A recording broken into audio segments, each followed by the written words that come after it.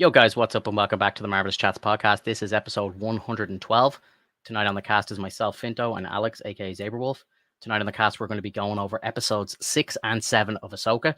We missed last week, so we got to do a bit of catching up. Also, tonight on the cast, we're going to be talking about any other nerdy news from the week. Also, a little bit of the new Boys spin off, Gen V. So, without further ado, here we go. Yo, what's up?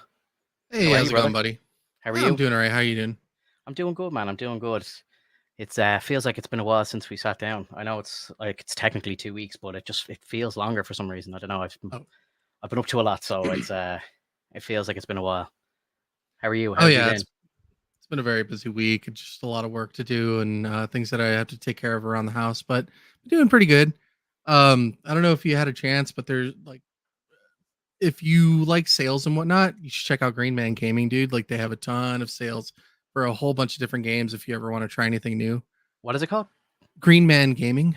I'll check it out. Yeah, for sure. Yeah. I got some obviously over on my Twitch stream in October. Since we're in October now, I can't believe it. It's crazy. hmm I like to do like kind of spooky games in the month of October just to kind of, be festive over on the Twitch stream. So I'm looking for some kind of spooky games to play. So I have a few ideas, so I'll go and check it out. If like, do they sell like AAA titles and stuff over there? Is it like, or is it They, is it their own in-house stuff only? no, they sell AAA titles like Oh, indie nice. games and whatnot. So Cool. there's a good chance that you might catch like a discount that's even better than the one Nice. that's on Steam. Hell yeah, dude. I'll check So it out like for sure. yeah, it should like hopefully you get like an extra 7%, 8% on whatever Steam is doing at the moment. Yeah, that sounds great, dude. That sounds great. Um, how have the 2 weeks been for yourself? Any news or just working away? Just working, just had a lot of stuff to do. I couldn't make it last week because like we had a meltdown over at work and it happened like an hour like right around an hour before we were supposed to hop on. Typical. and Typical. and it was the worst because like it's all quiet on a Sunday. Yeah. Nobody's responding, and so I sent out a message in like into the team, Hmm. and I'm like, hey, this is going on. And then like the lead to the to our team, like to a different team for the developers, excuse me, he hops in, he's like, what the heck's going on? Yeah. And so I let him know. He fixes his situation on his side. He's like, I need you to fix your situation. Otherwise, like, you're gonna have to escalate this. And well, it's a Sunday. What do you want me to do? And he's like, well, just talk to your higher up. Just go higher, call them, like send them a message, see if you Yeah. can get anybody, like try to get the team that works on this kind of stuff as well. Like see if they can help you out on how to remedy this stuff. And I'm like, all right. And so I spent 8 hours, Oh fuck. eight eight whole hours, dude. Like Your whole even Sunday after gone. hours. Yeah, Ugh. it was rough. You get paid OT though, right? Yeah. Or you? Yeah, that's fine. So at least you're getting paid for it. Yeah, there's definitely. there's nothing worse than when like there's no we've got no OT in the budget like but you still have to do this. So Oh yeah, yeah. it sucks. So I Yeah, so I told them, I said, I'm taking Thursday and Friday off, and they're like, all right. fucking dead right. I would always choose to do that. So if ever I'm asked to kind of do an extra day or do something on the weekend, they're always like, "Do you want OT or do you want to take time in lieu?" And I'm always like, "Give me the time in lieu because Yeah, you're." because you can relax. But you get taxed out like through the ass like for it. So well, especially here anyway. So if I do anything over my regular hours, I get taxed at like 40%. So I lose nearly half of it to tax. So I'm just like, Yeah, I'll take the days off, and then it doesn't affect my pay at all, and I get some extra time off. So that's the way I that's look at it. great. Yeah, that's the way to do it for sure. Last week, or sorry, this week actually, I got an invite last week to. I don't know if you checked it out, but the boys had a spin-off show called Gen V. I don't know if you checked it out or not. Yeah, I've already Um, watched the first episode. Nice. So I randomly checking my emails last week.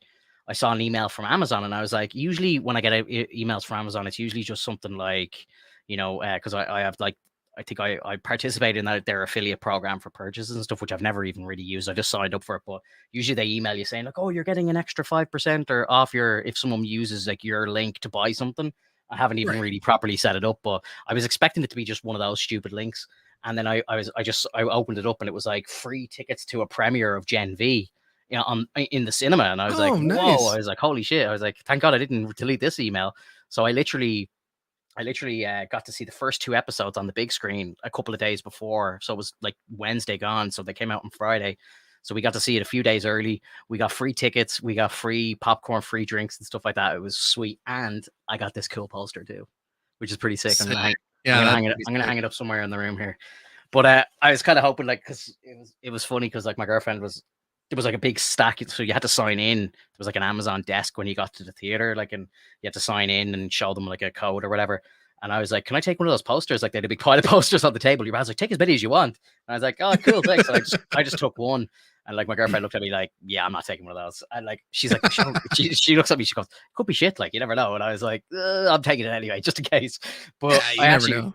I loved it. We'll go into it after the Ahsoka stuff, but yeah, I'm curious to see what you thought. Quick shout out to anybody who's in the chat here with us, Blakey, Andre. How are you, dudes? I hope you're doing well. Guys, if you're listening to us on any of the podcast apps, we record these live over on YouTube. So if you want to be part of the conversation, ask us questions, all that sort of stuff, head over to the YouTube and check us out there. We got 2 episodes obviously to go over for Ahsoka. I may need a bit of a refresher course on episode 6 because I only watched it the one time. But I suppose obviously episode 7 was only on a couple of days ago, so that's a bit fresher in my mind. But let's just dive in, I suppose. What do you think? Episode 6, episode 7. Let's just kind of review them together. I suppose it's probably the best way to do it because Sure. I can't remember what's what really, to be honest. Right. What's up, Andre? So, I don't know if you're gonna like this, man, but like it's not becoming memorable. Something's wrong with the show. There's something that's missing, and like it started dropping off around the time that Ahsoka had her revelation with Anakin, Yeah. which I thought was good at first, and then I went over it again, and I was thinking, they really could have taken time to actually like bring out the scenery, like in terms of like looking into the past and kind of like delving into Ahsoka. I think it should have all just been one shot or like one big episode of just Ahsoka within her mind or wherever she was, the world between worlds or whatever. And I think it would have been much more impactful because then it's like things have happened in between, and so you can make an episode about that. But other than that, like it feels very cliche at the moment, and I know that it's hard to get out of cliches, but it's one of those things where I totally forgot what like episode 6 even was. Like I totally forgot everything in episode 6. I just feel like I don't remember what happened. I think it was a very blah kind of moment. Yeah. And then I don't know how you felt about episode 6, but if you can give me a perspective on that, then we can move on to 7. Well, for me, I like really loved episode 5. Obviously, all the nostalgia and everything, like the flashbacks, everything was like incredible. So I just felt when we got to episode 6, it felt like a bit of a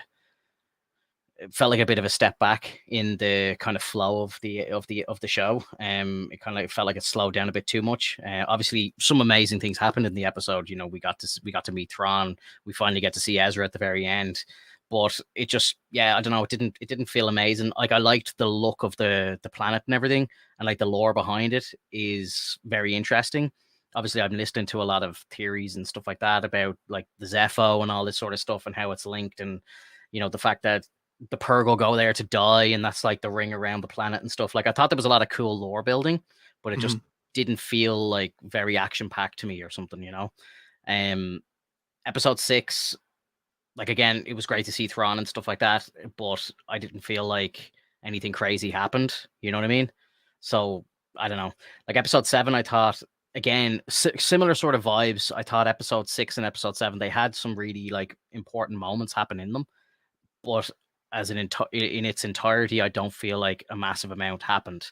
Like the fact that like the witches, for example, they can feel Ahsoka before she even reaches the galaxy. They can feel her coming through hyperspace. They're like, she's coming, she's on her way, she's nearly here. And it's like they can't feel Ezra, who's like 5 minutes down the road. Like it feels kind of weird to me. I think there's like unknown things. I think maybe people are kind of like trying to break it down a little too much. Like people are like, how can Thrawn not find Ezra? But like, they can find Balin in 2 seconds, and they can, like all this stuff. Like it just feels weird to me, and I don't know if it's lazy story writing or if it's like meant to be that way. You know what I mean? Like I suppose until we figure out what happens in the finale, I suppose we're not really going to know.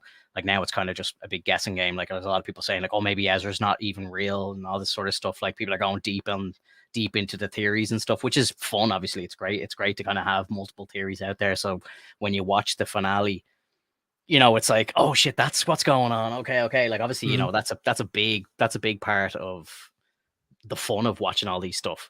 But it's like, I don't know. It's like,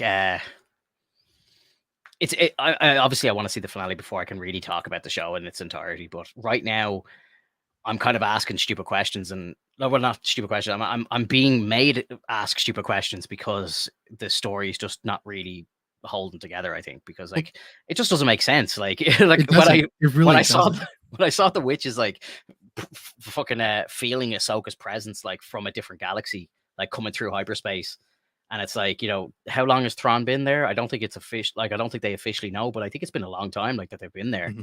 And it's like, how the hell can you like feel Ahsoka coming, but not find Ezra, who's like, honestly, like, what, a 20-minute ride on some animal like horseback? Like, you know what I mean? It just felt really weird. Like, I don't know. It's not like it's like they're in California and there's a Disneyland right there, but they for some reason can feel Ahsoka in the Disneyland over in Florida. Yeah. It's fucking weird. And I know you mentioned it earlier, and I would say it is lazy writing. I think that what they did, which is like one of the worst things you can do for writing, is write themselves into a corner. They don't know where they're going, and then once they reached a dead end, they're like, "Oh shit, how do we turn around?" And so the idea behind like behind episode 7, is that like Thrawn is supposed to be a very tactical person, very very cunning, very stoic at times as well, like very like nonchalant, doesn't care, like is aware of like the power that he bestows upon like his ruling, in the sense like for his troops and whatnot. And I know I'm kind of rambling a little bit, but hear me out. The stormtroopers that they had shown, and their like battle scars, their like wear and tear, the change in their armor, like why didn't they kind of like do a bit more exposure on what happened? Like, why couldn't they give like a perspective on a background between that? Like, was there a gigantic battle that happened? Was there another species that happened to be inhabit the planet and they defeated it and they like drove it to extinction? Why is it that these other types of enemies to them are like so versatile and adaptable? They're fucking little turtle like alien, like they're little shits. Like why are they they were like, why are they doing such a terrible job against those aliens? It doesn't make any sense. And then Thrawn has the audacity to go pull everything back. It's like, what? You're about to finish the job.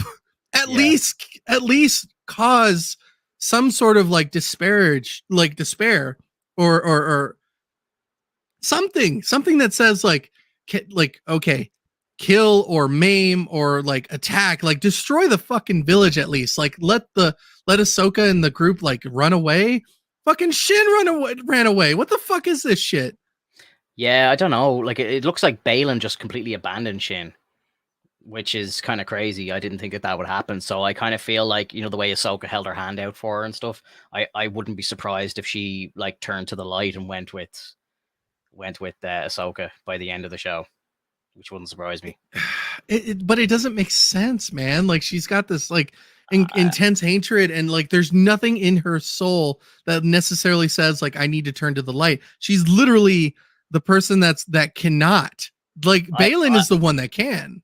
I think it's the other way around. I think Balin's gone too far now. He's being consumed by evil. Like there's something on the planet that's calling to him, and I think it's like a dark force. So I think he's being consumed. And I think what's clever about the way that they're doing this is that they're both kind of dark Jedis, as they're calling them. So they're kind of in the middle right now. They're kind of between light and dark, and they could sway either way. I think she's going to sway back to the light, and he's going to go full dark side. I think that's the way it's going to go. And I don't know how it's going to work. Obviously, RIP to Ray Stevenson, but I feel like they're kind of building to a great story to be told here. But I don't think that they're going to have to recast, I think, if they do want to continue it. I hope they don't just kill him off in the last episode somehow stupidly off camera or something. Like, that would be obviously bad. But I think if you notice in the last episode when he has that square off with Ahsoka, and by the way, I hated when she jumped off when she jumped out of the ship. Like, the CGI was so bad, It was bro. so bad. It was like a blurred white line. It was just terrible. It looked so bad. Like, I wouldn't have had her jump out. Like, if you didn't have the money to do the jump properly or whatever, you just couldn't make it work. I just wouldn't have done it at all. I would have just had it happen off camera or something like that, because it looked terrible. It brought me right out. I was like, oh, Jesus Christ. And I don't know if it's because I'm watching it on such a good TV, but I'm just like, Jesus, that looked bad. It was so bad. Well, the way they did it in the prequel trilogy was a close-up, like a very quick close-up. So you see the jump, it shows like a little bit of the blur, but it's because like they're jumping so quickly. Yeah. And then it pans over to the next scene, and it shows like her doing the flip, and then another scene where like it lands. So it's kind of like that moment where, Obi-Wan gets the drop on Grievous. Yeah. So it's like, it's that moment, like you kind of gotta butter it in a little bit. Like we understand. There's a clever cut. I know exactly what you're trying to say. Yeah. Exactly. But when they had that face off after the jump out of the ship, when Balin turned on his saber, it looked almost full red. So that's why I'm thinking he's going darker, and there's like a dark presence like calling to him on the planet. So I think the finale is going to be very interesting with Balin, and I kind of think with the way that Ahsoka put her hand out, I would say she's very much conflicted now. She doesn't know where to go, and especially if Balin is going to actually just cast her aside, I would be shocked if she didn't go with them, like, her, Sabine, and Ahsoka together, like it's really, and then Ezra as well. Like, you've got potentially 4 Jedi there. Like, you're kind of almost assembling a new Jedi Order, like, just with all of them kind of together, like, so it's interesting. We need a loss, though, man. I think we 100% need a loss. I think the loss is going to be that maybe they're going to get stranded there. So you were talking about, like, Thrawn being very tactical, and I think he mentions it in the episode. He's like, she lost the only thing that the most important thing that she had was time, and she lost time. So obviously, and that's why he like calls all his troops back, because it's like, we've packed up the ship, we're ready to go. They're not going to catch us in time. We've won. They might have won the battle, but we won the war, sort of thing, So like, he's like, retreat back, because the way I perceived it, and I've heard people talking about this already, like, and you did mention the stormtroopers. I just presumed that they were like older stormtroopers that went off with Thrawn at the time, and they've just they've survived on a planet, and they've kind of seen some shit, and that's why they're kind of looking gruff and like, like beaten up and stuff. But some people are saying like that they could like be like zombie fucking stormtroopers or some shit, or like, like they've been like brought back by dark magic or something. So I'm kind of a little left field, man. That's really hard. That's a really hard throw. It wouldn't surprise me, but at the same time, people were analyzing them dying, going like, oh, well, they're not like losing any smoke, so it's not like Marek and all this sort of stuff. So I think that they're just maybe older stormtroopers, because you got to remember, like, they're not clones.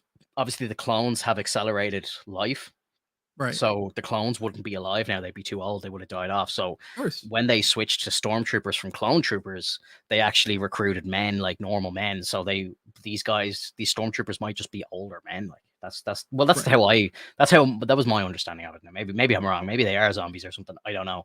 But you did notice that, I can't remember, was it the end of episode 6 or end of episode 7, where Thrawn turned to the witch and was like, I need your dark magic one more time. I think it was the end of episode 6.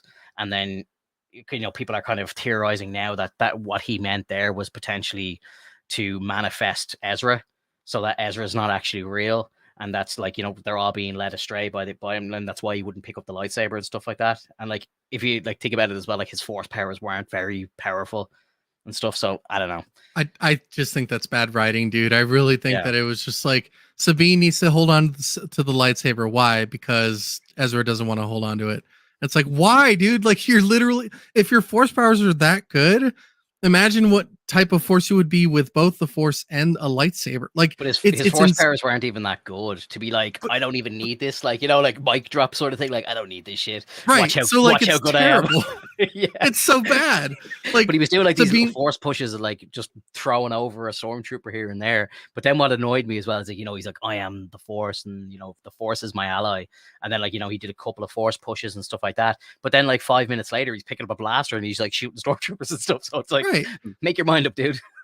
Yeah, like it should have been like this epic shit where he was picking up the fucking houses or something. Like he picked up a house and just knocks the person. He tells one of the aliens, sorry, I just had to do it, or something like that. I don't know. Just something that shows like, okay, he's kind of got decent enough force powers to lift things just like Yoda, but not as strong as Yoda, because of course Yoda had hundreds of years to master all that kind of stuff.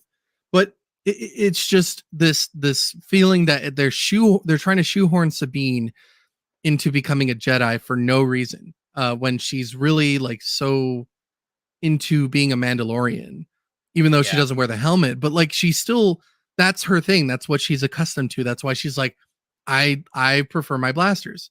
And to speak about that, dude, didn't he grab a blaster later on and just start shooting people? That's what I said. Yeah, like, he did. Yeah, I just said that. Oh, you did? Oh, I'm sorry. Yeah. I was like, what the fuck are you doing, dude? Like, I know, you don't trust the force enough? Yeah. Oh, you like the force when there's only like one of them in front of you, but when there's a few, you got to take out a blaster. Right. I don't know, bro. And to be honest, I think the only reason why they actually did that was just so that he could pick up a lightsaber in the finale, and it would be more epic because it's in the final episode. You know but then it turns into the same situation of like waiting until the last minute to show off the things that you can show off now. Like, it's not as exciting as it used to be, man. Like, we want to see the stuff that you can do already from the get-go. Yeah. And this, like, and that's what bugs me about Thrawn. If Thrawn is waiting until the last episode to actually do something worthwhile, it's such a fucking shit move. It's like, you just got backed into a corner.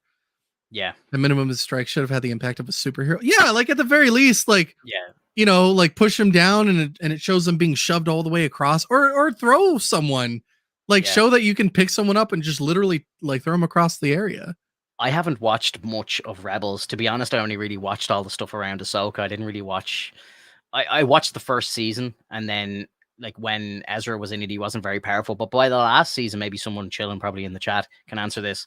Like, by the last season of Rebels, like, is Ezra like a very powerful Jedi? Because like, I only really know him as like a very kind of young Padawan learner to Janan, or what's his name? Kanan. Sorry, Janan. Kanan. Jason is the son's name. Sorry, I mixed up the two of them together. Yeah. So when he was like training very early under Kanan was when I kind of last saw him. So like in season 4, like, is he a very powerful Jedi? I know there's a scene where he fights Vader, but I think Vader, and very, very obviously Vader fucks him up. Like, but I don't know if like it doesn't really make sense. I think the way some people are reacting to it, I think maybe he seemed a lot more powerful in the anime, and now it's kind of like, what's he been doing? Like, but as Chillin said earlier, it's been like 8 to 10 years since he's been trapped there for like nearly 10 years. So maybe it's kind of like the way they did it with Obi-Wan Kenobi. Like, you know, he spends 10 years on, or however long it was it 10 years or 5 years on Coruscant, or sorry, on Tatooine. And, you know, in that time, he's become like a hermit, and he's not even a good Jedi anymore. He has to kind of relearn stuff. So is Ezra doing that sort of stuff as well? You know, there's arguments 2 or 4, like. But like that at the same time, it's like, what the fuck are you doing? Like, you should be preparing for the arrival of the people that are going to take you home, and make sure that you're strong enough so that if anything happens, you're able to manifest your powers and take care of shit. And it makes it sound like the way he's so confident in his dialogue, the way he is so like attributing to the Force, makes me think like, oh, okay, so we're going to see some cool shit. And it's like, no, push you, grab a pistol and not use it anymore. It's like, come on, dude. I'm just thinking as we're talking here as well. And I kind of wonder, like, if I'm trying to think as a Jedi, like, would potentially, if Ezra does know that this planet is populated by witches and stuff, maybe he cuts himself off from the Force so that he can't be detected, and maybe that's how they can't find him. And that would explain why his Force powers are so weak, and they will grow over time, kind of like what Obi-Wan did in his show. Where like in the first 3 episodes he can barely fight, and then by the end of it he's slapping Vader around, which is crazy. But even then, you could still work on your physical strength. Like there's things you can do to like kind of manifest yourself to being like even more powerful, whether it be using the Force or whether it be using strength itself. Yeah, and so like that's like it's an excuse, man. Those things are excuses to me. If they can't detect Ezra within the same realm that they're in, but feels they can like it's 20 minutes away. Right. Yeah. It's ridiculous. And I want to go back to the whole Thrawn situation of pulling back because they're like, oh, it's too like it's fine. We won already. We're gonna leave. I don't believe that. I think that in terms of what they can do, Thrawn can leave his soldiers there, sacrifice his pawns so that they are destined to stay there.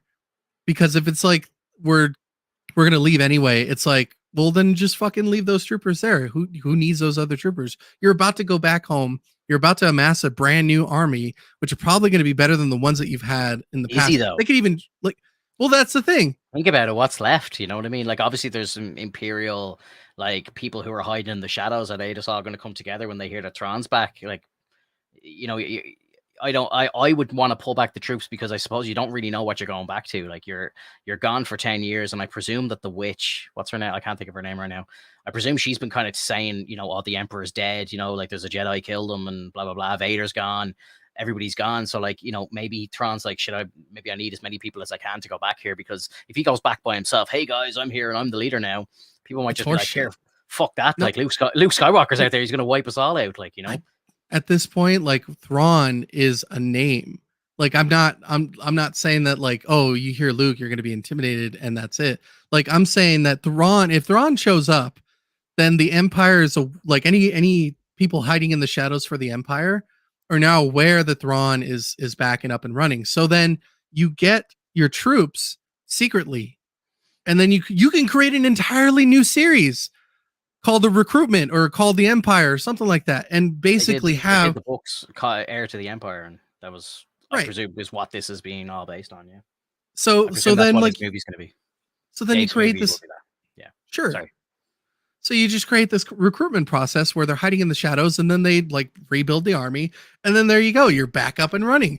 Like it's not like Thrawn is a nobody. Apparently Thrawn is so like feared amongst the rebels. Like wouldn't it still be a problem even if he went back on his own?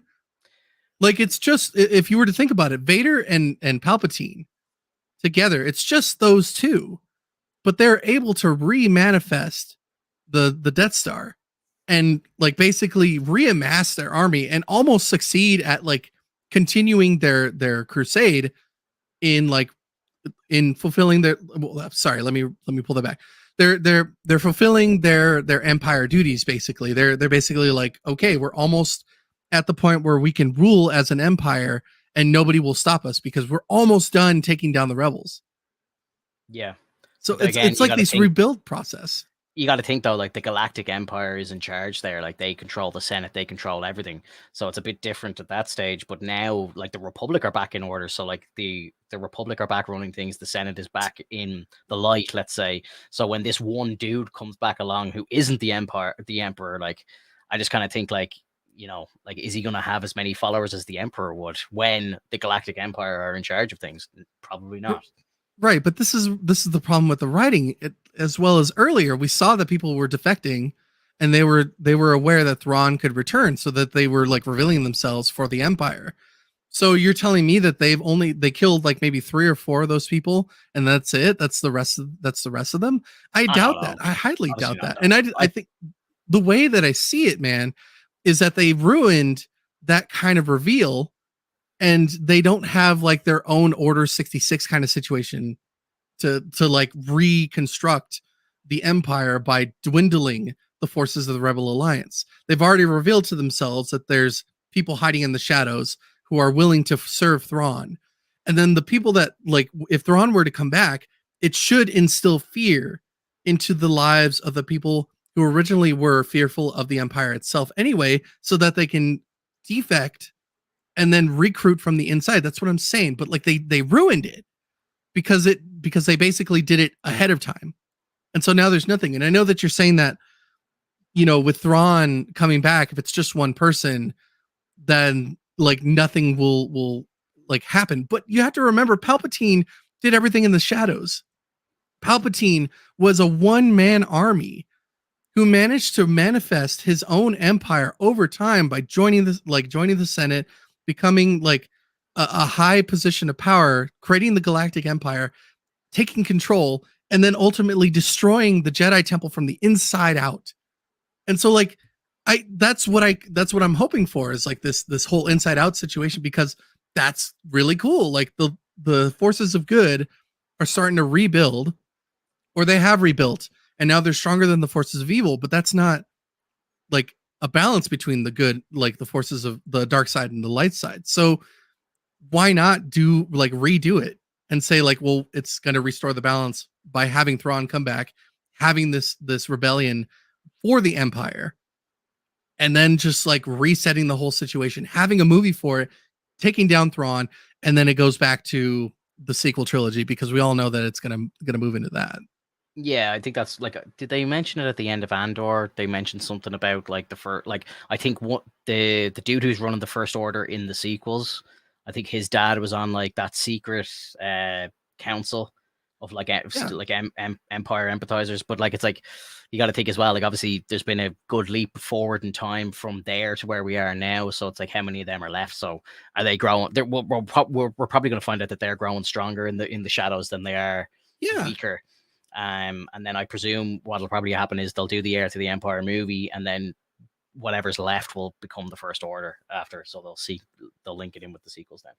Right. That's what I presume. Yeah.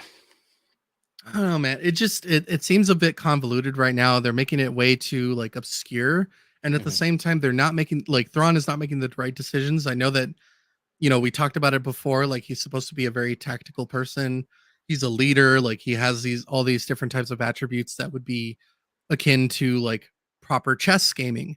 So like at the same time, that's why I'm saying like, why didn't he leave pawns? Yeah. To just either die out or try to finish the job. Yeah. And cause like intense turmoil, and maybe even get Ezra shot or Sabine shot, showing that like they're still human, that they can get hurt. This turned into basically the heroes kind of won kind of situation. Well, we're still like, and then the forces of evil, being the cliche, we're still winning. We are still above. We are still ahead of. Like it's just not.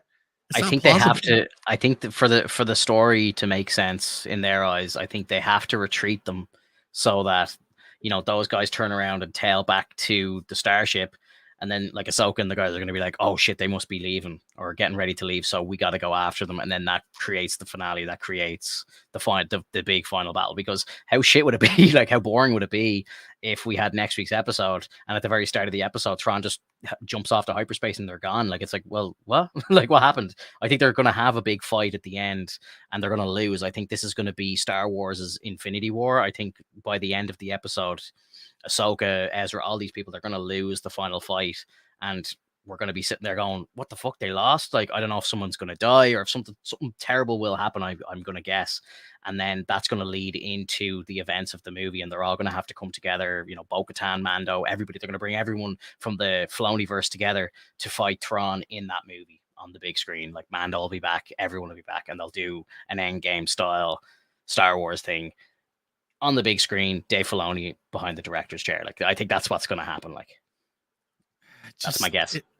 That sucks though, man. I don't like that. I really don't. I'm a fan. I think it's going to be good. Because if you can imagine, you're probably going to have like all the big characters that we've met so far, like Mando, Grogu. You're going to have like Luke back. You're going to have Ahsoka. You're going to have Ezra. You're going to have Force Ghost Anakin. Like, you know what I mean? Like, there's a lot going on, and I think they're going to just bring it all back together. Like, and it's going to just be one big kind of meet up and one big mission to take out Thrawn. I'm there for it, bro. And it's going to be on the big screen. I am there for it. It's going to be epic. All right, man. Well, I'll take your word for it. I'm not hopeful. Let's see how the finale goes before we start shitting on it. But right. I'd like, to be honest, like, and as I said, like, the episode 5 of the show was incredible for me, and 6 and 7, I'm not saying they were bad episodes, but to me they just weren't as good as episode 5. also, obviously, in episode 7, like some of the great bits for me, getting to see C-3PO, and he mentions Leia. Leia sent him, and it's like, oh, Leia's like kind of throwing her weight around because like she's going to be like the senator of the republic or whatever. So it's kind of like, she's like, oh, like, let them off. I sent her on the mission, like, don't question me, blah blah blah. And like 3PO like just comes in. I thought that was really cool. And then obviously the recordings of Anakin when Ahsoka was training on the ship was epic as well. And the fact that she mentioned as well that she has 20 recordings, it's like, oh shit, like I hope they maybe show a couple of more recordings either now, or maybe if they do Ahsoka season 2, they could bring them back. Yeah, so I don't know. Chillin says 4 to 6 were hype and 7 was a step back. I actually, again, as I say, I can't wait for the show to be over, and I'll probably wait a little while. I won't do it straight away, but I think over the Christmas time I'll probably do a rewatch of the entire series, and I'll bulk it. I'll watch like 4 episodes at a go, and I think it'll flow a lot better and it'll look great. Sorry, I just want to say Blakey's comment here. In a world of lightsabers and the Force, why would you use a pistol? Like, yeah, exactly.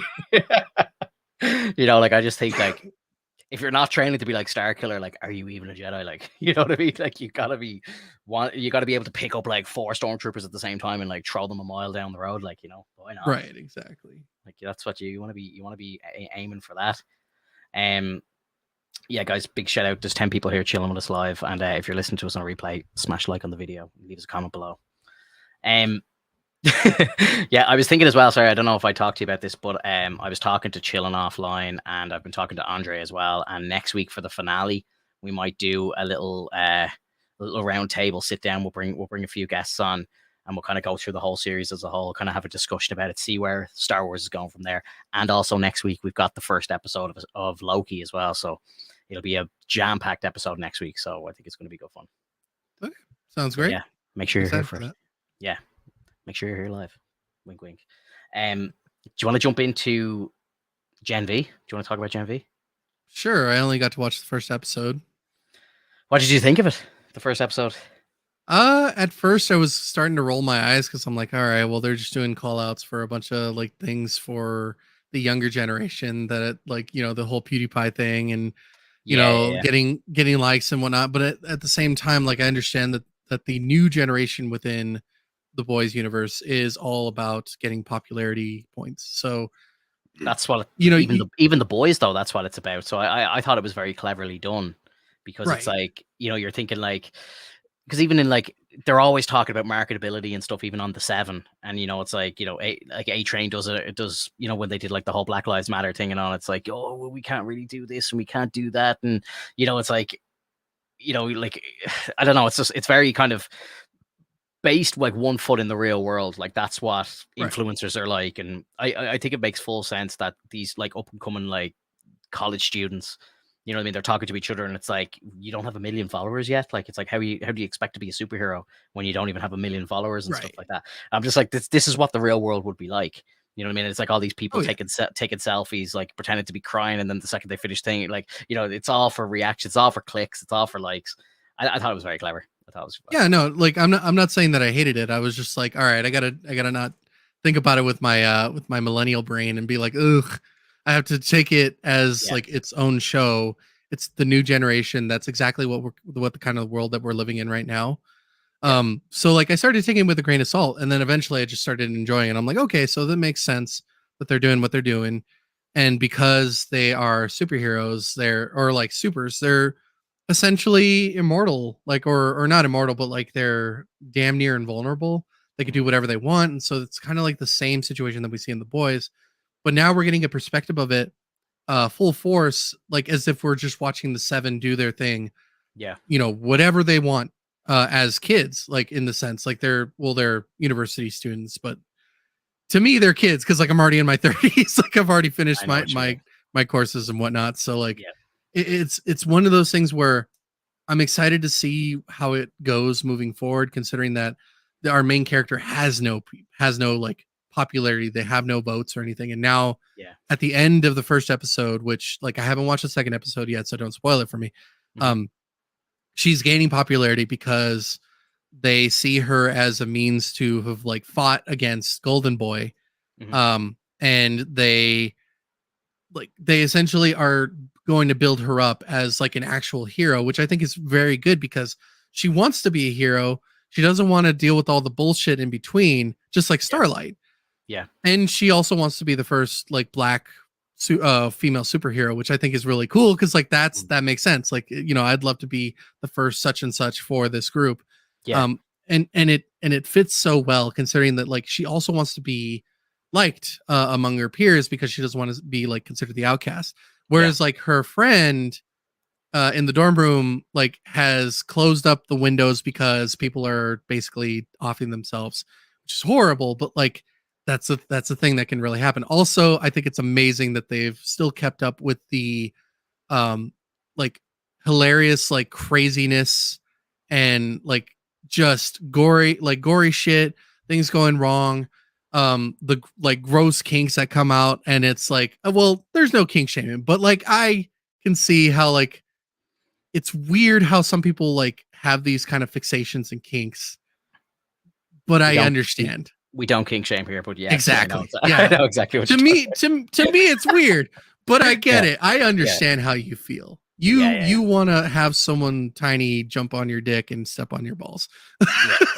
I think they reference it. I don't really want to say much, but the dude gets like some girls like that same dude is in a group of people and they're like, oh, did he get you to shrink down to make his dick feel big or something like that? Because Bro, he has imagine, an inferiority on his dick. yeah, Like exactly. Can you imagine what that was like for me getting to see that scene on the big screen? oh man, was it an IMAX? It was it was close enough. And so what happened, right? I'll tell you what happened on the day. So as I said at the start of the podcast, I got free tickets from Amazon to go to this, which was incredible. Like I loved it. It was great. Like I love going to premieres whenever I can. And the last one I'd been to before this was actually it was weirdly enough, it was Seth Rogen's Sausage Party movie as well. So like it's as if I'm getting all these invites to the Seth Rogen stuff, but yeah, it's weird. But I don't even know how I got them. I don't know if it was because I'm a Twitch streamer and Amazon on Twitch or whatever. I don't know what it was, but or maybe it was like a lottery thing, and I just by the look of the draw got the tickets. But I said it to my missus. I was like, "Do you want to go to this?" Like, because I applied for the tickets straight away just in case they sold out. Because it's like, you know, click here to apply for them or whatever. And then I got them, so I was like, "Oh, great, let's go." And then we ended up getting stuck in traffic going into the city center because it was kind of out of the way, like it was smack in the middle of the city. So I had to finish work and you know, get the kids with my parents to mind them and then head in. So, you know, I kind of left an hour early thinking like, oh, this will be plenty of time. We'll be there a little early. And because it wasn't assigned seating, so we had to pick up where we had to pick where we wanted to sit. So I wanted to be there a bit early to get some good seats. But then we ended up getting stuck in traffic and then didn't end up getting there till like 7:10 and it started at 7. So I was like, fuck. I was like, okay. So we ended up rushing up.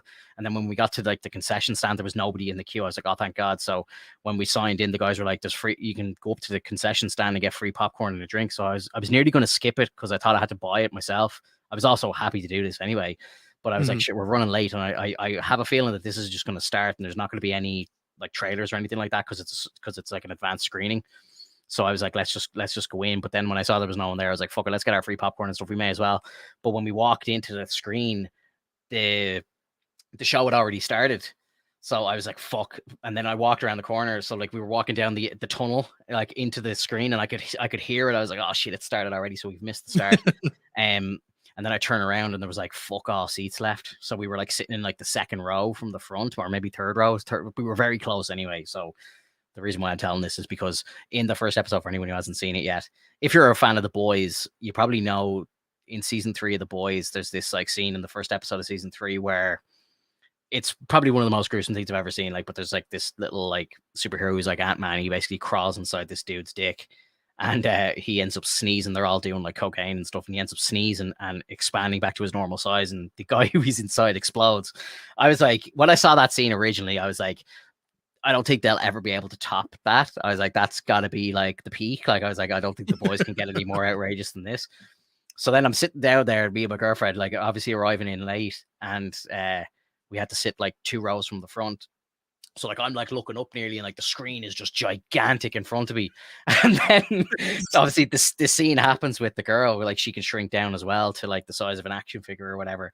So she's like hanging off this dude's dick and like squeezing it, and she's like punching his balls and kicking his balls on. I was just like, this is the most outrageous thing I think I've ever fucking heard in my entire life. I was like, oh my god, and I burst out laughing. I'm very immature, like, so the second I saw a big giant dick on the screen and she's like kicking him in the balls, I'm in tears laughing. And there was like people to our right and left, and I think a lot of people were like critics and stuff. So like, I think like there was a few old people in the crowd as well. So I was like, I don't think they're really going to enjoy this. Like, but I was crying laughing. I thought it was absolutely hilarious. Yeah, that's the whole point of the scene, is to be like silly, like the fact that there's this college guy who has a problem with like the size of his dick, so he needs someone to shrink down and tell him that his dick is big. Yeah. That's So, like, don't think you need to be in a superhero college for that. I'm sure there's plenty right, like it's so weird. But like one thing I wanted to bring to note was that girl's power. It's kind of fucked up. It seems that she has to practice bulimia just to get it to and work. That's a big thing in the show as well. Like there's a lot of kind of real world messaging there. Bulimia, like the main girl, the black girl, I can't think of her name right now, like she has blood powers, but she has to cut herself to use her powers and stuff. Fucked. Yeah, so like I think it's very much kind of it's kind of hyper focusing on like struggles that teenagers and young adults have, and then like I thought they very cleverly put the Asian character into it, who like switches between male and female, and I was like, okay, that's a very like kind of clever way to kind of do the kind of whole non-binary thing, but in a superhero way, like, so like because the person can switch back and forth, like they don't know if they're not a girl or a boy, like, sort of thing, like, and I thought, okay, that's clever. It was really clever, especially like that one line where she's like, he, she, they, like, yeah, exactly, yeah. I don't know if have you seen the scene where they all go out clubbing? They go to a nightclub. I don't know if that's in the second. Is that in the first or second episode? It's in the first episode. Okay, yeah. So obviously, when I liked when the Asian we'll call it, I don't know, whatever. When they go to the bar, they go to the bar as a boy, they come back as a girl, and it's like, oh, why'd you change? And it's like, well, I get served faster and the drinks are cheaper. It's like, that would be sweet. I'd like that. And it's crazy, like, but hey, like you take your shit to advantage, and like But like I wanted to talk about that scene too, like the whole fact that they were all just taking drugs. It's like it's already perpetuating the idea that the superheroes, or like anybody who's a soup, is basically prone to narcotics and to like ups and downs and whatnot. And so like it's kind of fucked. Like no matter where you are, if you're a super, you're basically like you're subject to that kind of stuff, except for Starlight. Starlight was very religious, and so she kept to herself, and so that's why she was very clean to begin with. I like that the whole there's like the leaderboard in the college, so like they pit all the heroes again, or like the soon to be heroes against each other, and then like it's kind of like a fucking Hunger Games style thing, like where it's like whoever finishes first goes into the 7 or whatever. Like I think that's really cool, and that's going to be really interesting as the show goes on, to see who's going to be in first place and everything. But it seems like all the people who are in like the top 10 are like the elites, like they're the best of the best. And the way I kind of perceive that scene is like these guys are going into a nightclub, they don't give a fuck about the curfew, they're all going in, they're doing drugs out in the open. It's like they're fucking supers, like they don't give a shit, like they're like the high society, like. So I thought that was like portrayed really well, like, because that's exactly what people like that would be like. Could you imagine if like some of these like influencers, like fucking like Jake Paul and all these people, had like superpowers and they were like the most elite people on the planet? Could you imagine how much more dickheads they'd be? Like, it'd be unbelievable. Like, and I just think like that's kind of like what they're portraying, like with like the likes. I suppose Golden Boy does show kind of some good in him, but he kind of comes across as an absolute dickhead as well at the same time. So it's kind of like, I don't know. Yeah, it's up to perception, I suppose. Well, he was also having issues with things that he was hearing within his mind. So yeah, that was kind of interesting. I was thinking that the idea behind that, and I've only like I said, I've only seen the first episode. I don't know if they show this later on. Yeah, but I'm assuming that the girlfriend that he had was imprinting thoughts into his head. Yeah, you'd wonder, yeah, because he was starting to hear shit out of nowhere. Yeah. And she's like, "You all right? Like, is everything like?" It seems like she kept touching him too. Yeah. So like it's when she explained, like, I won't make you unless I touch you, in which case I can, but I won't because I respect your decision. Like, I think you think she was manipulating the boyfriend. I really do. I think that she was. I think that she's going to be like the prime suspect in terms of all the Interesting. manipulation things. Interesting. Yeah, yeah, yeah. I'm curious to see what you think when you watch more of it. Because like the first 3 episodes are up now, and then I believe every new episodes every Friday, then until the end. I don't know how many episodes are in it until 8 or 10 or Yeah. something. I mean, we got a lot of content coming up, so It's like it's great, gonna man. be It's great. great. I'm loving it. I'm loving it. Obviously, next week we'll have the finale of Ahsoka. We'll have the first episode, or maybe the first 2 episodes of Loki. I'm not exactly 100% sure.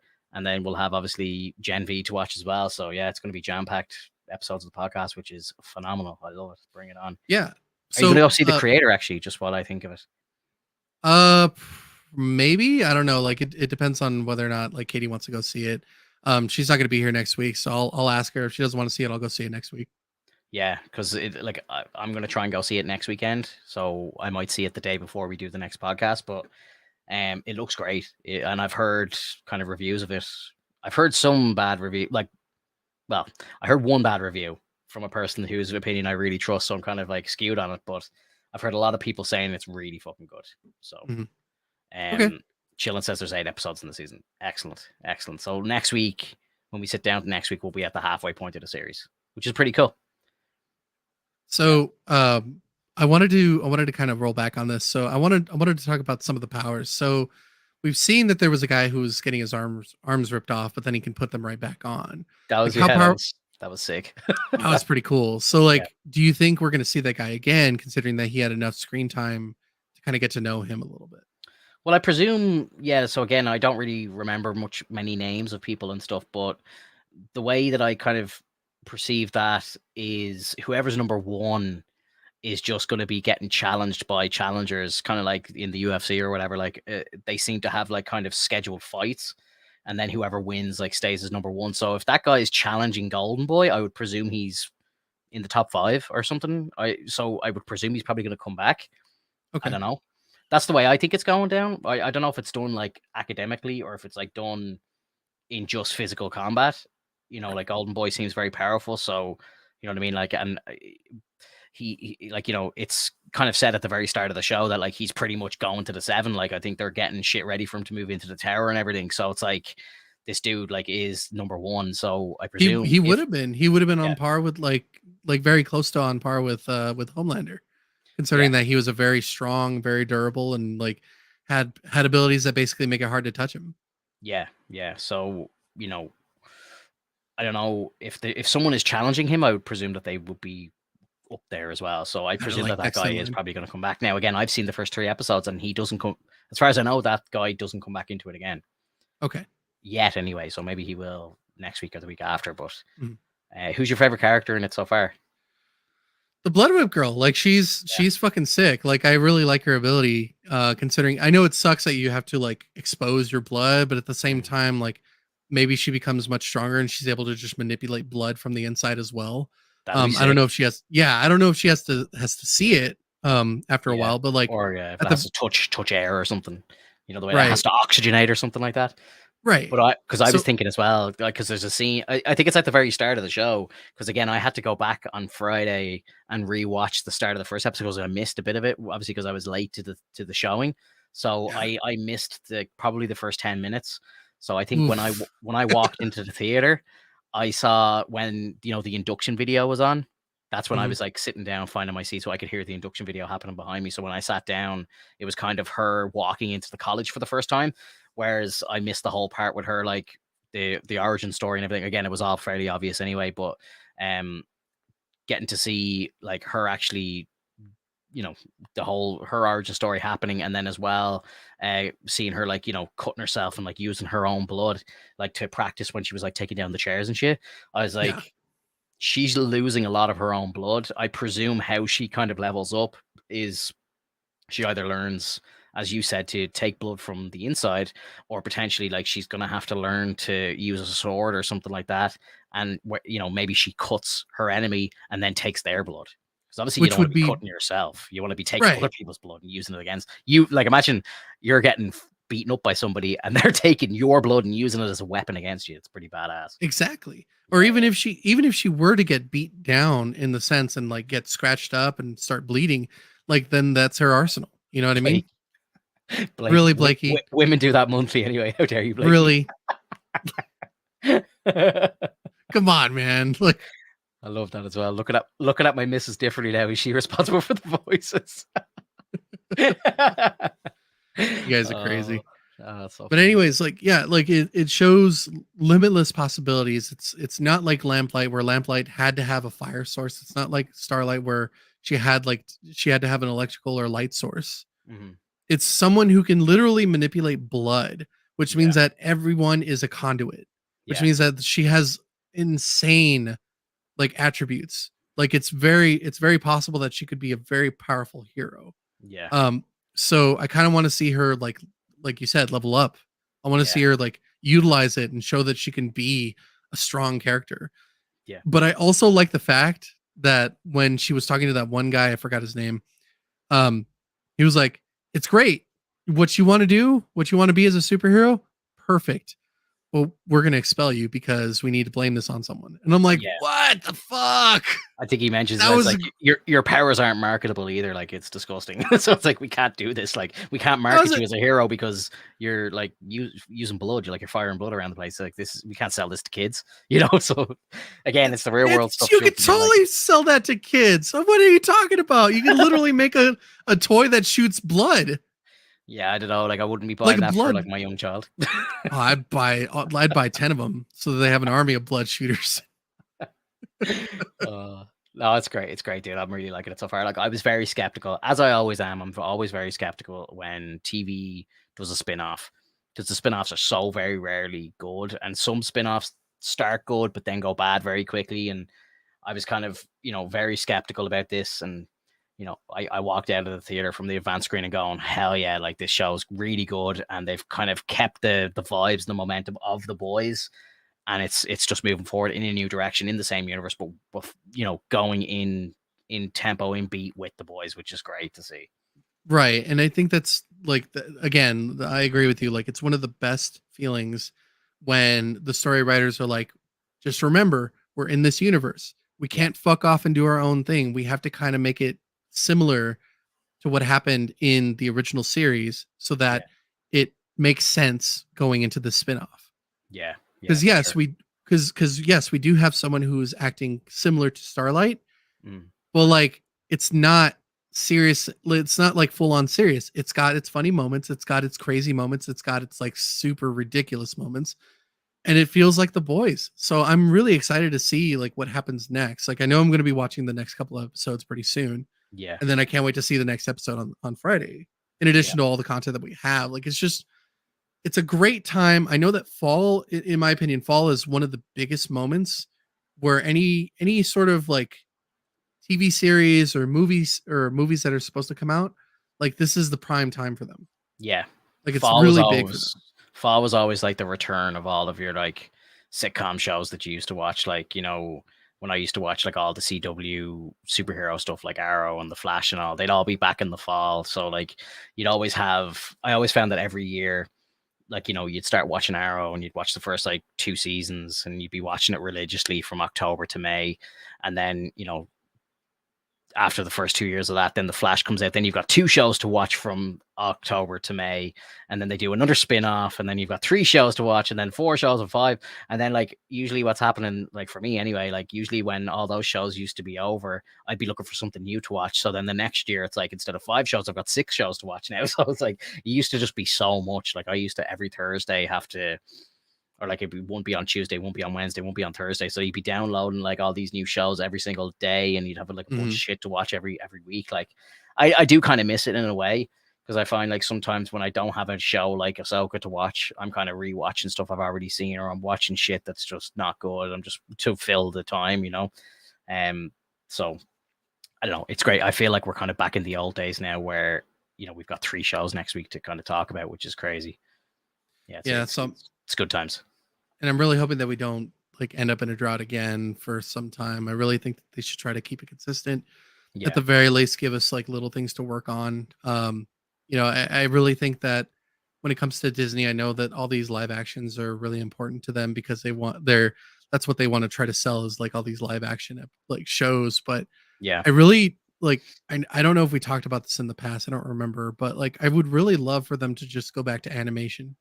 I would love for it to just all be, hey, we're gonna turn all these comics into shows, and then Yeah. we essentially go live action when we think it's a large enough like deal, and we need to like push into live action so that you could see like the dynamics of it.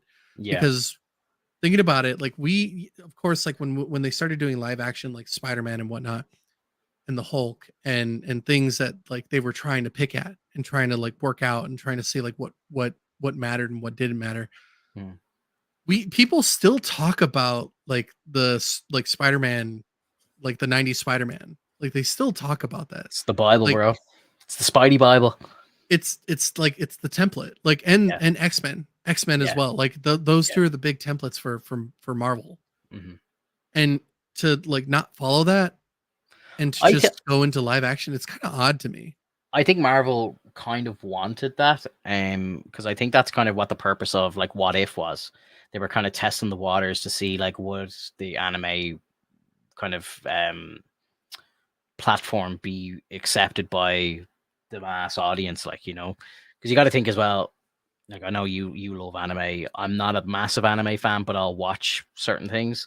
You know, I think a lot of people who watch the MCU, like I could probably name 10 people like that I know in real life in my head right now that will watch all the movies and like them, and they'll watch some of the TV shows and like them, but they won't touch What If. They won't go near like a Spider-Man cartoon. They won't go near any animated whatsoever because they're like, I'm an adult now. Well, I'm not watching cartoons. That's like normal people.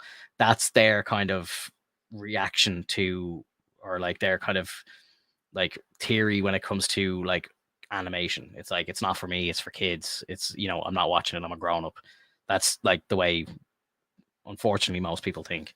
So I think when they tested out What If, I don't think a lot of people, I don't think it did as well as they wanted it to. And I think that's why they maybe are clawing back a little bit, because I know they were talking about doing a Spider-Man anime. I don't think that's happening anymore. If it is, it's not linked to the MCU or anymore or anything like that. So it seems like they're kind of stepping away from it a bit. I agree with you though. Like, I think if you could replicate the 90s Spider-Man stuff, like that vibe now, today, with like characters that we've met in the MCU, maybe a couple of people doing voice acting. Like, could you imagine getting like Chris Hemsworth in or something to add to actually do the voice of Thor in anime? It'd be wild, dude. I wouldn't want Epic. that, dude. I No? need I need someone who's not a known voice actor, or at least someone who's, or no, not a known, like let me take a step back. I need someone who's not a known live action actor. I need someone who's a known voice actor. And then you put them in there, you give them their voice, and there you go. Like when you did Earth's Mightiest Heroes, like for the Avengers, like none of those characters had voice actors that were like known in live action, and therefore like it was easier to just say I like these characters and not saying I like this voice actor. I don't want to think that I'm listening to Chris Hemsworth when I'm watching an animated series. I would agree with you, but I think in the MCU, if it was an MCU show, I think, and if it was like actually Right. canonized and connected to the movie universe, I don't know why there'd be a different actor playing Thor, if that makes sense. But if it's like just an animated show, that's the thing, and that's what I want to. Well, that's the thing I want to argue with about is that I'm not talking about Marvel Cinematic Universe. I'm talking Marvel Animated Universe. Yeah. It doesn't have to be the exact same universe. I would much rather it be like a different universe in its own. I feel like Marvel aren't really doing that though. You know, like DC will go off and do Elseworld shit left and right, and animated stuff isn't connected to anything else, and it's all wild and crazy, and it's different actors left and right. There's 12 different Batmans all the time, like, you know, and like that's fine and that's great. But I think I think Marvel are very much MCU, trying to just like keep everything within the Marvel Cinematic Universe. Like, I think that's what they're aiming to do. But it's fallen apart because it's not doing great right now. Yeah, right. Because they're trying too hard to isolate the live action with animation. That's why when they did the hybrid, because I think it's a hybrid. When you think of What If, it's a hybrid because it looks live action in the sense that it's like these 3D models, but it's an animation. Yeah. So it's like it's trying to be live action, but also animate itself so that it doesn't have to push too hard on, you know, live action scenes and whatnot. So like it felt like it fell off. Like I get what they were trying to do, but because they were also trying to get voice actors to do the same kind of situations, it felt like it fell short. Like I don't care if you have the voice actors being like the live action actors, because now you're wasting money because they cost so much to use. I don't need your money to go into the actors. I need your money to go into the show. I need your money to go into like, the effects, the voice, like not the voice, but like the visual effects, the sound effects. I need things to be nice and clean. And then you get the voice actors. Yeah. It's like it's as easy as that. Like you take that, you have your lines, you run your lines, and then you're good. And I know that we've said it in the past before, like it's probably as easy as like being able to record voice lines off your phone. But if it's that easy and you hire someone who is a very known actor, they're not going to charge you like a fucking $20,000 like deal. Like they're going to charge you up the ass for that. Like it's going to be it's going to be costly. Like you got to know where your money's going at. And that's all I'm saying. So, but at the same time, I don't need 3D animation. I want just regular animation. I want things similar to.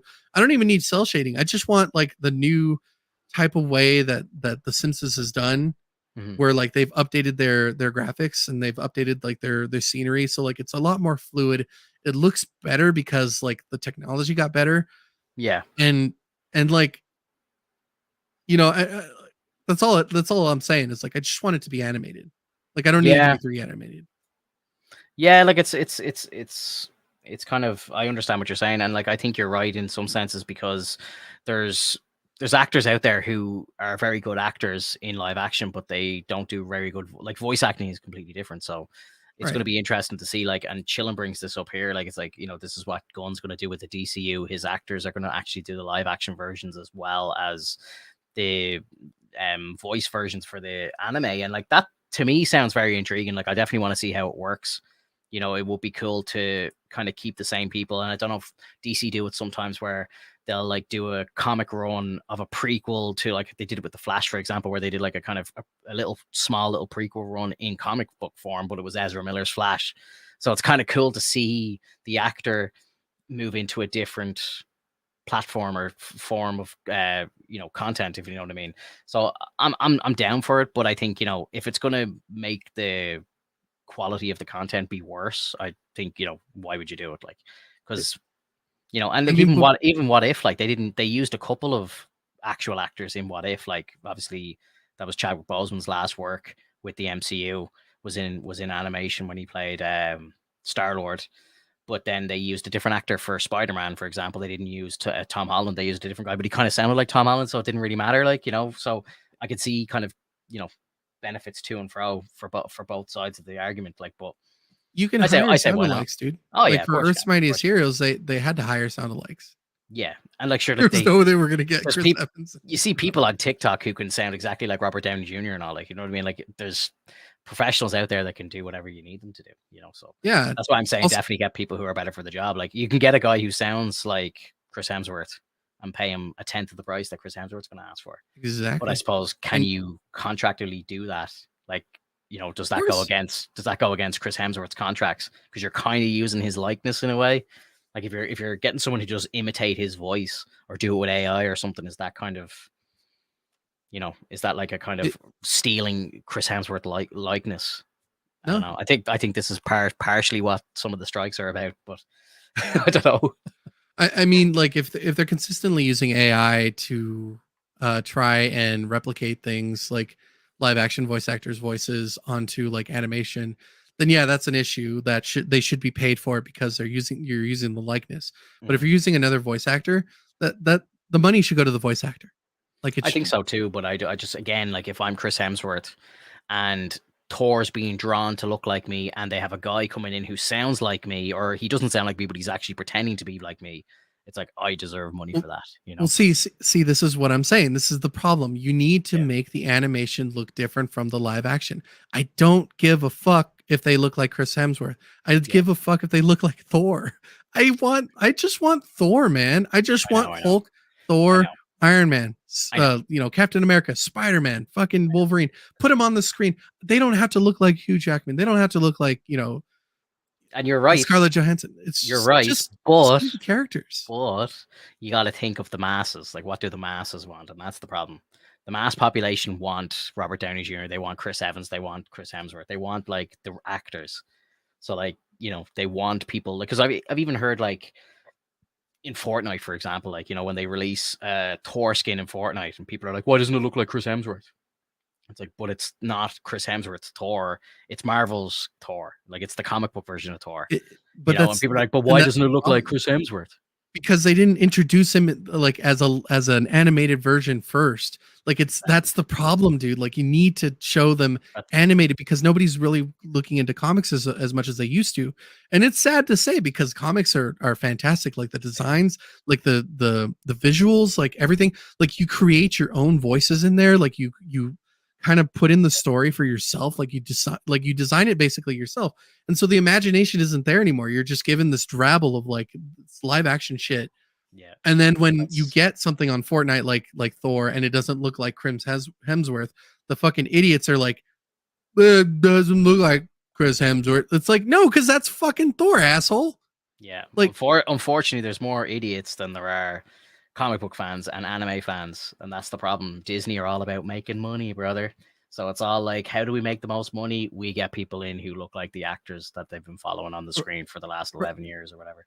Right. And like it's not like I didn't watch the live action One Piece and going like, that's not Monkey D. Luffy. I'm like, he's doing a pretty good job, like kind of trying to portray Monkey D. Luffy because he's like, at least they got the costumes like pretty well done. Like they at least gave a shit about the costumes. They didn't, I don't care that, you know, Monkey D. Luffy in live action looks like a different person. I just care that like he looks similar. You know, because you can never do 1-to-1 when it goes to live action. Of course not. And but even if like, One Piece is getting praised because it is so close, and that's a good thing, obviously.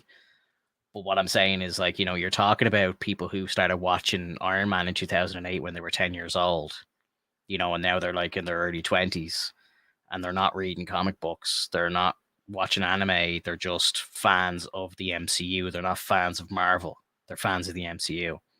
And there's more of them than there are comic book and anime fans. That's the point I'm making. So Disney have to satisfy the masses rather than satisfying the hardcore fans, because the hardcore fans will find their happiness no matter what.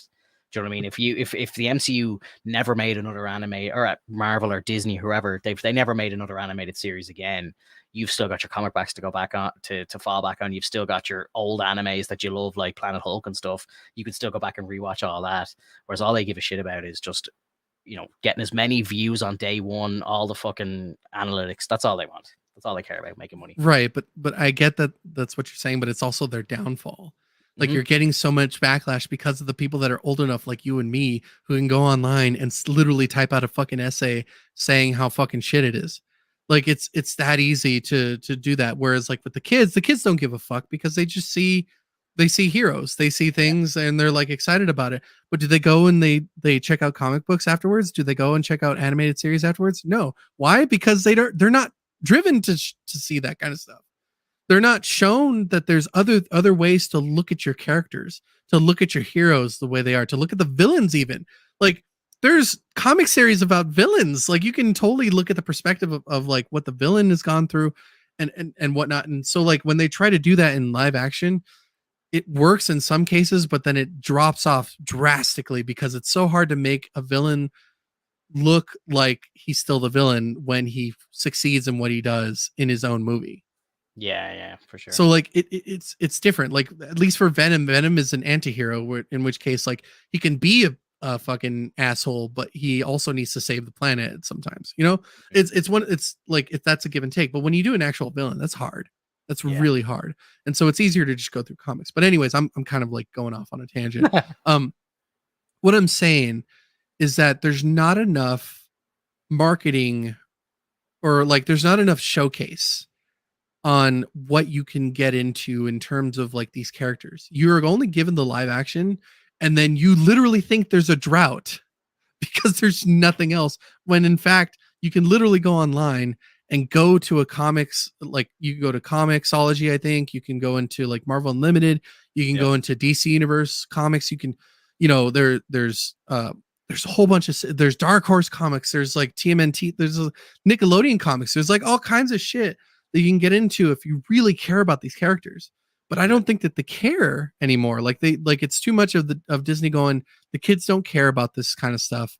They just want to see their people on the big screen and that's it. And then they want to go play Fortnite and then hopefully see their characters get pulled up onto Fortnite as a skin. In which case it has multiple times. We've seen like the Transformers show up, we've seen the Marvel characters show up, seen DC characters show up, seen Rick and Morty show up. By the way, did you watch the trailer for the new voice actors? I did. It sounds a little off, but not enough to annoy me. But at the same time, and I think everyone's going to be doing this, but at the same time, I think I'm going to be over analyzing the show now because I know Justin's not part of it. So, and it's not down to the voice acting; it'll be down to the writing of the show. I think it'll be like, okay, let's see how they do now without Justin. Again, I don't really care that he's not voicing them because the guy, whoever's doing it, sounds close enough. Not bad. It's not bad. Did you see what's funny about that was when they brought out the first kind of teaser for the new season, people were shitting all over the voices, but they actually used footage from the previous season when it was Justin. And people were like, oh, it doesn't sound the same. It doesn't sound the same. And everyone was going crazy online. But then it was like, actually, that's all shit from season 6. And that was him. Yeah. I got a good laugh out of that, dude. Because I'm just like, these fucking idiots online will just start shitting all over something when they haven't seen it or they're not even understanding what they're watching. They're literally talking shit about stuff from the previous season where the guy that they're actually trying to defend was actually doing the voice back then. It's so ridiculous, dude. Motherfuckers don't know how to open books anymore, bro. They only look at the covers. Idiots will, and again, they're probably people that weren't even listening to the video. They were probably seeing something and just went straight to the comments to start typing hate. And they weren't even listening. First 5 seconds. Not even the whole thing muted. Didn't even unmute the video. I guarantee you. Guaranteed. I don't want to hear it. I just want to bitch about it. Yeah. It's like I'm angry and I haven't even heard it yet. That was hilarious. Blakey in the chat talking that he finished One Piece as well. Glad you enjoyed it, dude. I'm glad you really enjoyed it. Like I said, for me, I think that the ending to it wasn't perfect. Mm-hmm. It's a weird take on what's going on. Like I already know what happens in the actual anime, which veered pretty far off because a lot of things that happened in like some of the arcs didn't really happen in the anime, but like at the same time, I'm hoping that they do it justice and continue to push forward and at least finish the stories the way that they want to finish it without making it like stupid. Yeah. I need some chop fruit, says Fakey. Why do you need some chop fruit, Blakey? Like what are you going to use chop fruit for, man? Seriously, what are you going to put your hand in the freezer or something? What do I presume, I don't know, I suppose I don't really want to know, but I presume we get introduced to a lot more powers as the show goes on.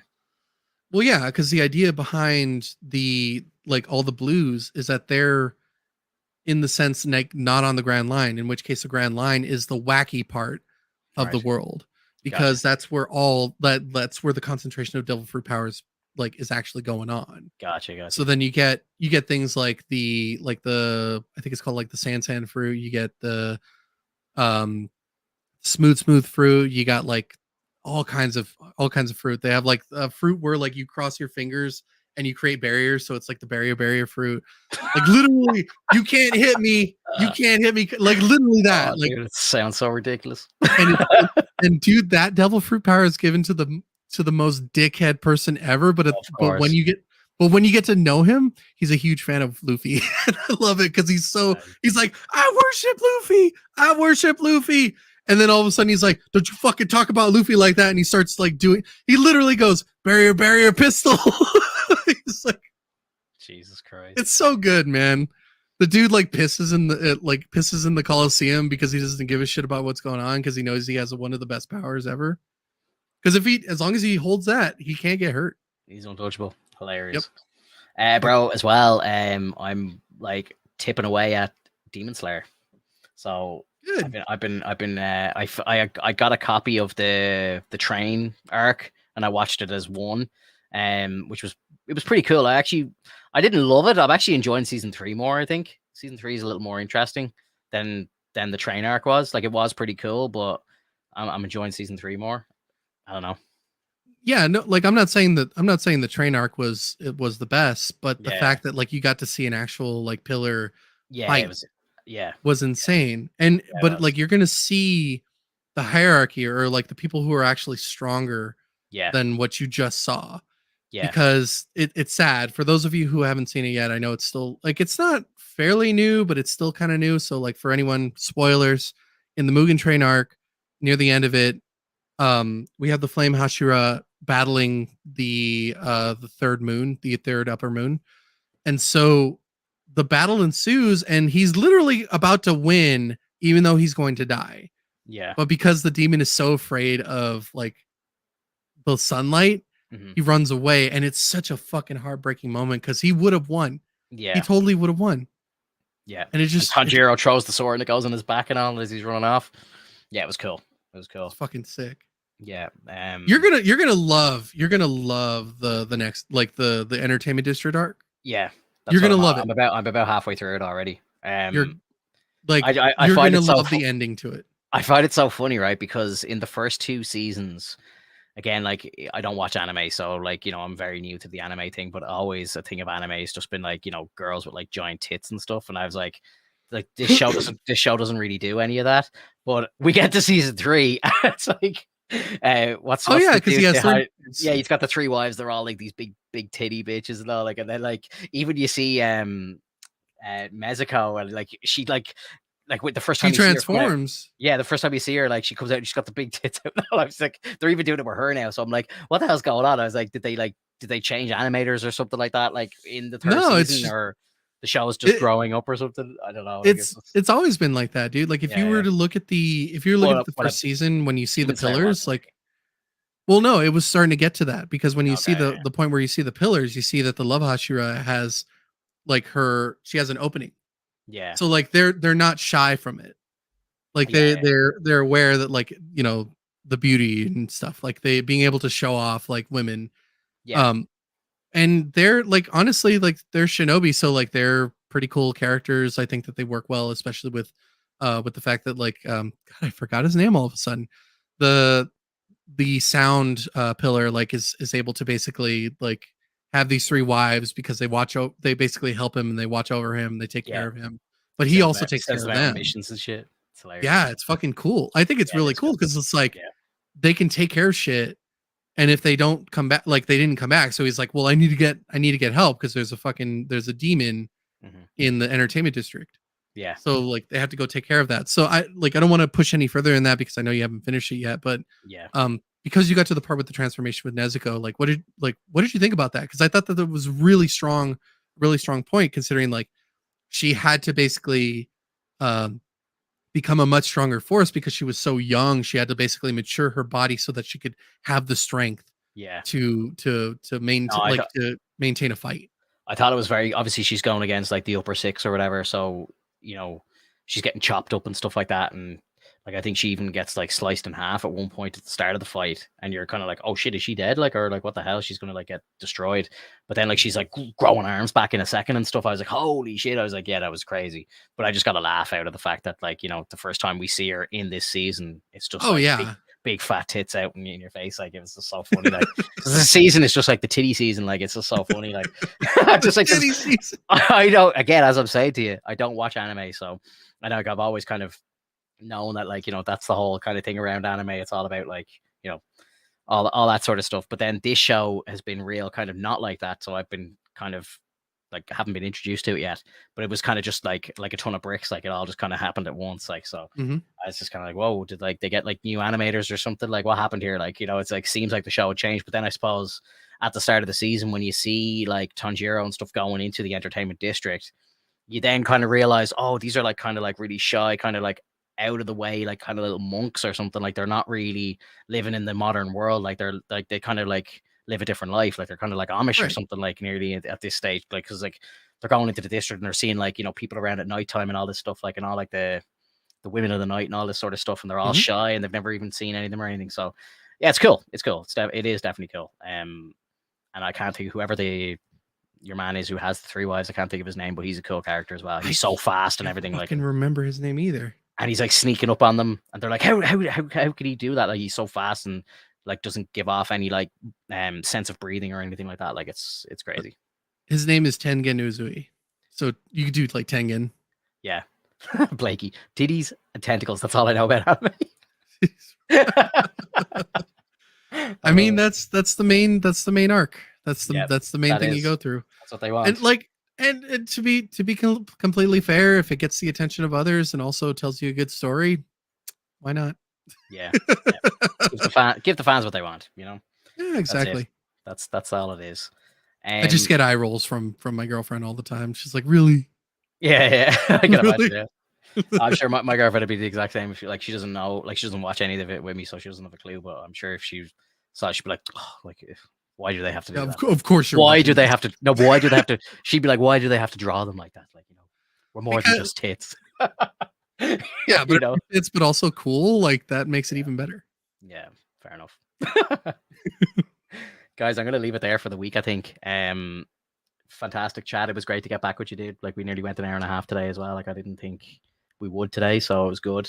Obviously, next week on the cast, episode 113, it's going to be a big one. We've got the finale of Ahsoka and a kind of review of the entire season. Then we've got episode. I think we might have more than one episode of Loki. I'm not sure. I need to look that up, but we'll at least have one episode of Loki. And then we're going to have episode 4 Gen V as well. And then Alex, you'll have episode 2, 3, and 4. So I'll be curious to. It'd be good to be able to talk to you as you're up to speed. Yeah. Massive thank you to anybody who was here watching us live. We got 11 people in with us right now, which is great. If you're listening to us on Spotify or Apple, like, you know, leave a like and leave us a review as well. That really helps with the whole podcast platforms. And if you're listening to this on a replay here on YouTube, leave us a comment below. Let us know what you think of all the content we're talking about. And we'll see you next week. Bye-bye, everybody. Hey, everyone.